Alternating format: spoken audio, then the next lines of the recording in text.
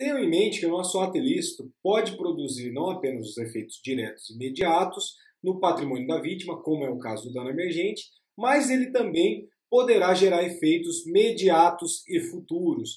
Quando a gente falar de efeitos mediatos e futuros, a gente está trabalhando em cima do que se convencionou a chamar de lucros cessantes, algo extremamente falado aí pelos tribunais, na nossa vida prática, enfim.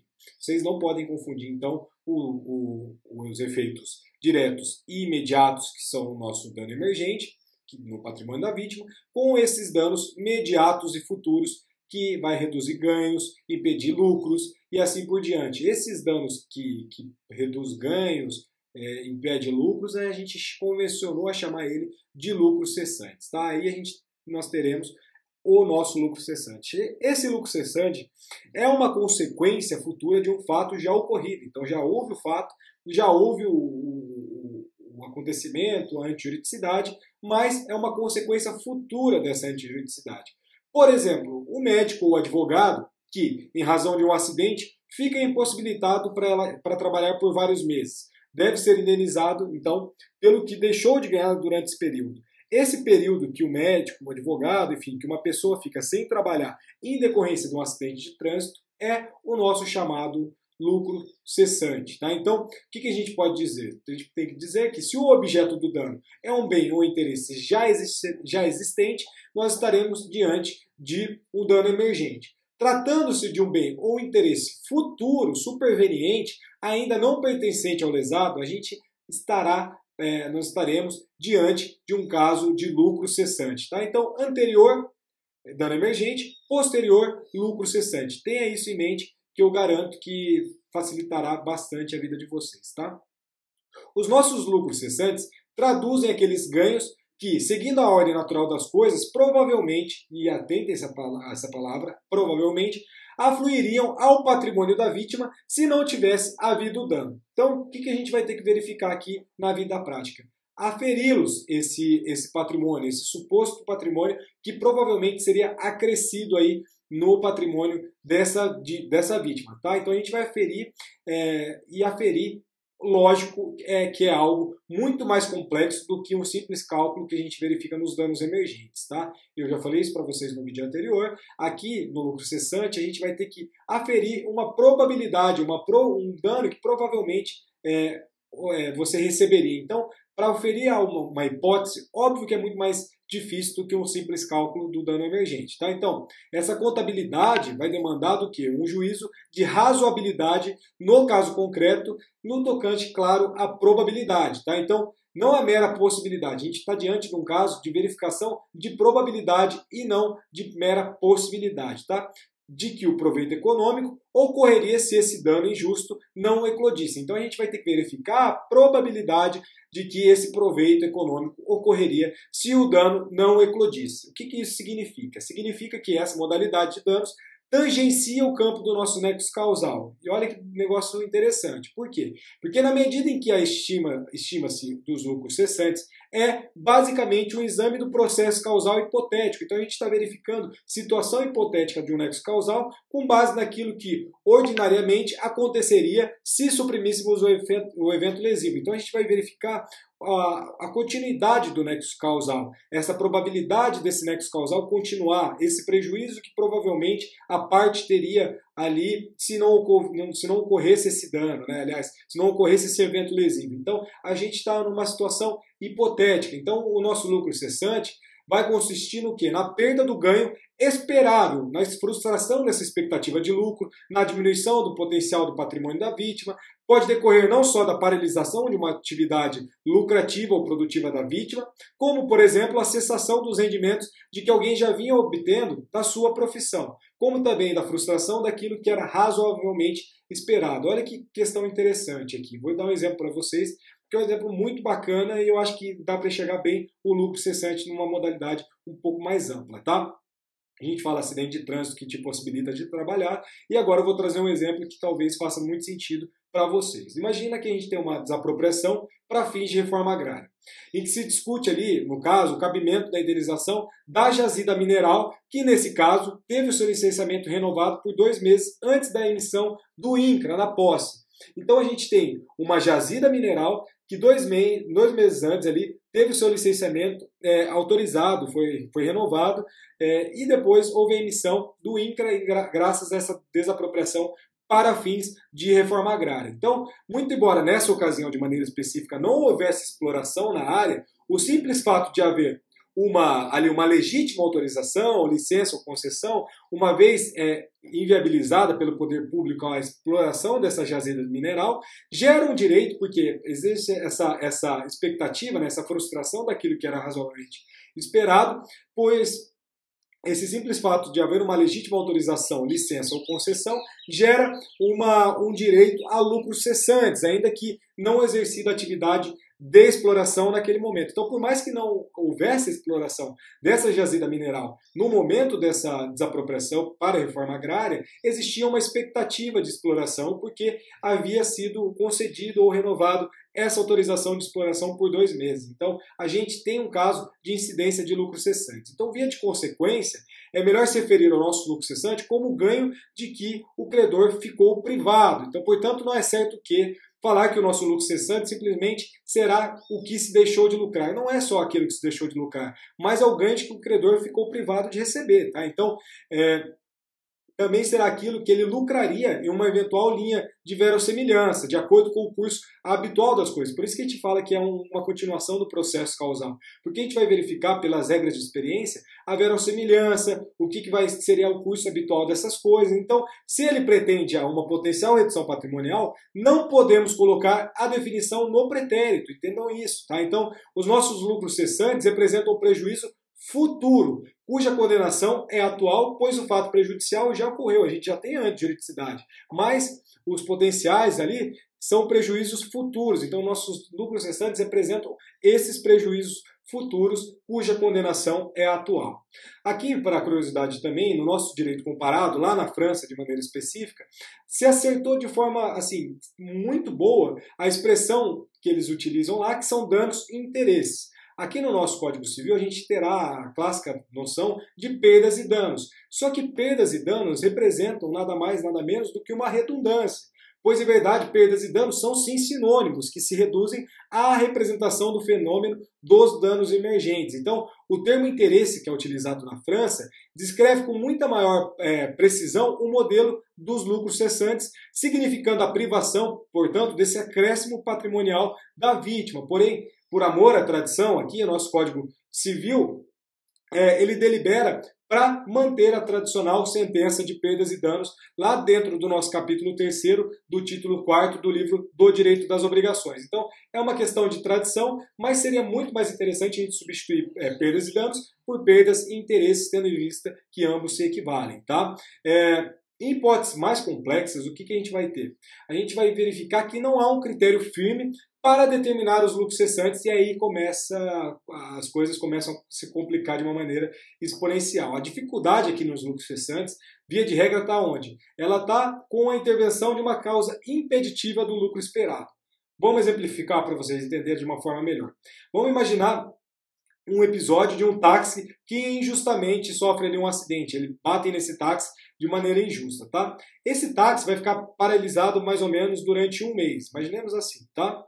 Ao ser levado à oficina, é novamente atingido por outro veículo nos mesmos lugares, sem saber se essa segunda colisão aumentou ou não as danificações. Então a gente tem um táxi que foi batido, esse táxi foi levado à oficina e dentro da oficina houve um segundo acidente no mesmo lugar e não tem como mais se determinar, se definir se aumentou ou não essas danificações. Imaginemos ainda que, ademais, se essa paralisação ocorreu em uma época de um intenso movimento, final de ano, como em um congresso, torneio de futebol, dará um ensejo ao acréscimo da renda do motorista. Isso é óbvio, né? Hoje em dia, através de aplicativos, a gente consegue até mesmo quantificar isso através de uma média. Tá? Então, mas todos esses lucros cessantes serão indevidos se provado ficar que o táxi não tinha mais condições de trafegar e, por defeito de máquina, deveria ser levado à oficina imediatamente. Então a gente tem essa condição. Tá? Assim, o nosso dano emergente é de fácil determinação, sendo avaliado através daqui de um orçamento, né, de firmas idôneas. A gente já falou do caso ali de orçamento no vídeo passado, mas no caso de dano emergente, fica muito mais fácil de você chegar no valor de fato da reparação. Mas aqui, esses eventos ligados à apuração do lucro cessante, que tem acontecimentos futuros, gera uma complexa previsão, tá? Por quê? Porque é difícil da gente verificar quando vai ocorrer outro fato que igualmente teria causado o mesmo dano já acarretado pelo primeiro. Então a gente não consegue chegar numa aproximação de como que esse segundo dano causou ali de problema em relação ao primeiro, tá? Então é muito difícil a gente apurar esse lucro cessante, que sempre está ligado a acontecimentos futuros de complexa previsão, máximo quando ocorrer outro fato ainda ocorrer ali de maneira idêntica. Então, no nosso caso, a gente tem essa potencialidade ainda por uma outra antijuridicidade que se deu no mesmo local, enfim, é algo de extrema complexidade, tá? Os nossos lucros cessantes, eles merecem a aferição ainda mais rígida do que os danos emergentes para fins de procedência das pretensões indenizatórias, até mesmo por essa dificuldade de prova e dessa relação de causalidade entre a conduta antijurídica e a lesão, tá? Então, nossos lucros cessantes são muito mais complexos do que propriamente os nossos danos emergentes, tá? Mas isso o que a gente não pode desejar de maneira alguma é que a reparação desses danos meramente hipotéticos ou fantasiosos, que são representações imaginárias de ganhos de reivindicação pelo ofendido, mirarem lucros, né? Fizeram a pessoa se utilizar desse lucro cessante como uma forma de se lucrar sem qualquer demonstração objetiva de um nexo causal entre a lesão e a mutação do seu estado econômico. Então a gente tem que verificar, tem que apurar isso na prática. Eu digo quem? O Poder Judiciário, tá? Então, na prática, a gente tem que constatar isso, a gente tem que apurar isso, e essa apuração será muito mais rigorosa do que nos danos emergentes, tá? Porque, de forma alguma, a gente pode verificar um locuplamento ilícito, um enriquecimento sem causa dessa vítima, tá? Então, no exemplo que a gente deu do taxista, fica evidente para a gente que o dano que determinou a retirada do seu veículo de circulação culminou por privá-los de ganhos futuros. Isso daí é tranquilo para a gente, está claro. Então, as regras da experiência administradas, daquilo que normalmente ocorre na vida, e essas regras de experiência, vale ressaltar novamente, já falei isso para vocês em aulas anteriores, elas estão previstas no nosso artigo 375 do Código de Processo Civil, evidenciam o quê? Que ordinariamente o motorista de prasta futura uma quantia X por dia rodado e que, por exemplo, em 7 dias sem a realização dessa atividade econômica, os lucros cessantes alcançaria um montante de 7x. Então a gente tem um valor de X, que é o valor de uma média salarial diária, e a multiplicação de 7, que são os dias da semana ali em que o taxista deixou de ganhar esse lucro. Essa regra de experiência do 375 é a mesma regra que a gente está aplicando para a nossa teoria da causalidade adequada, tá? Para a teoria do nexo causal. Mas a gente tem que verificar que, lá do outro, se um vendedor ambulante é agredido por um agente estatal, ali no curso de uma fiscalização de rotina para o combate de comércio ilegal nas ruas, então a gente tem um ambulante que está fazendo uma prática ilícita de um comércio irregular, e aí ele tem ali uma questão em que um agente estatal agride. Hipoteticamente, ele poderá, evidentemente, pleitear ali o ressarcimento de suas despesas hospitalares. Essas despesas hospitalares serão os nossos danos emergentes, ou seja, foi um ato ilícito ali que ocorreu em decorrência de uma agressão de um agente do Estado, estatal, no curso de uma fiscalização, e ali sim a parte, óbvio, vai ter direito ao ressarcimento das suas despesas hospitalares, que são os nossos danos emergentes. Mas não terá êxito de forma alguma se ela postular, por exemplo, eventuais lucros cessantes decorrentes dessa interrupção das suas atividades laborativas por uma semana. Então, ela não terá direito aos lucros cessantes, por quê? Porque na ordem da normalidade das coisas, a ilicitude do comércio desempenhado pelo ofendido não induz o quê? A um juízo de probabilidade objetiva de ganhos futuros. Então, em decorrência dessa ilicitude, a gente tem um juízo de não probabilidade objetiva de ganhos futuros. E como a gente não tem esse juízo de probabilidade, a parte não pode ser condenada em lucros cessantes, mas sim nos danos emergentes decorrência das despesas hospitalares, tá? Por isso que a gente tem a exata hermenêutica da parte final do artigo 402 do Código Civil, que requer que onde se lê a expressão o que razoavelmente deixou de lucrar, entenda-se o nosso vocábulo razoavelmente como provavelmente. Muito melhor trocar a palavra razoável pelo provável, porque a gente está trabalhando de situações hipotéticas de probabilidade e não de razoabilidade, ou seja, não de questões razoáveis, mas sim de questões prováveis. E não como uma simples estimativa de um quantitativo X ou Y de indenização, mas com a existência real dos prejuízos. Tá? Então, por isso que a gente muda, se vocês interpretarem hermeneuticamente essa parte final do 402, ao invés de ler a expressão o que razoavelmente deixou de lucrar, suprimir a expressão razoavelmente e colocar ali provavelmente, faz muito sentido, porque a gente teria lá o que provavelmente deixou de lucrar. E aí que está o nosso lucro cessante, entenderam? Então, no nosso caso concreto, o juiz vai verificar ali de forma mental, pelas regras de experiência, vai tentar ali mentalmente eliminar o ato ilícito e vai indagar a si próprio, né, se aquilo que está sendo pleiteado a título de lucros cessantes seria a consequência do normal desenrolar dos fatos. Por isso que eu estou falando. É um fato, é algo processual, é algo procedimental, é algo que está totalmente relacionado com o processo causal, ou seja, ele se afasta de tudo, o juiz no caso concreto, e imagina qual seria o curso natural dessas coisas. Tá, o curso natural era de fato essa pessoa ter receber um salário X, etc. Então sim, a parte será condenada em lucros cessantes. Não era normal, não é pela experiência, isso não ocorreria? Então não será responsabilizada pelos lucros cessantes. Tá? Então, aqui a gente tem que verificar a consequência do normal desenrolar dos fatos. Se aquele lucro poderia ser razoavelmente esperado caso não tivesse ocorrido o ato ilícito. É essa a regra de experiência. Tá? Aqui um ponto interessante que a gente tem que esclarecer também, que a indenização por ato ilícito é autônoma em relação a qualquer benefício que a vítima receba de ente previdenciário. Se atentem a isso.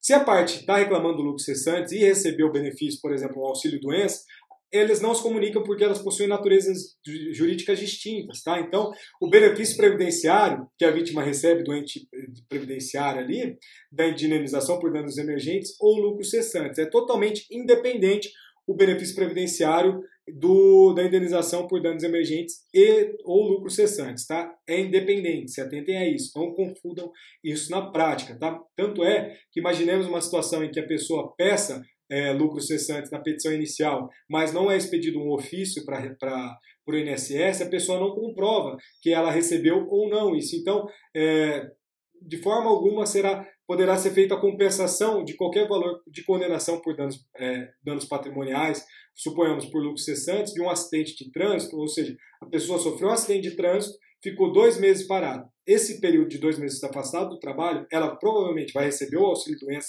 se assim for registrada, claro, e ela também poderá reclamar os lucros cessantes. Tá? Então, uma coisa não exclui a outra. Tá? Então, vai inexistir o bis in idem quando a vítima pleiteia a pretensão decorrente do acidente de trabalho ou doença ocupacional que possui natureza civil. Tá? Então, a gente tem uma natureza previdenciária e uma outra restituição de natureza civil. Então, a gente tem duas naturezas distintas e, por isso, não se caracteriza o bis in idem. Tá? Então, assim como os proventos recebidos ali mensalmente do INSS, pela vítima não serão compensados ou deduzidos do valor da responsabilidade civil atribuída ao empregador. Então, se você foi condenado ali a pagar lucros cessantes, não adianta nada você pedir ofício para o INSS para deduzir o valor, porque são naturezas distintas, portanto, não configura bis in idem, tranquilo? Fechamos os nossos lucros cessantes, o nosso dano negativo, e agora a gente avança para a perda de uma chance. O que será que é essa perda de uma chance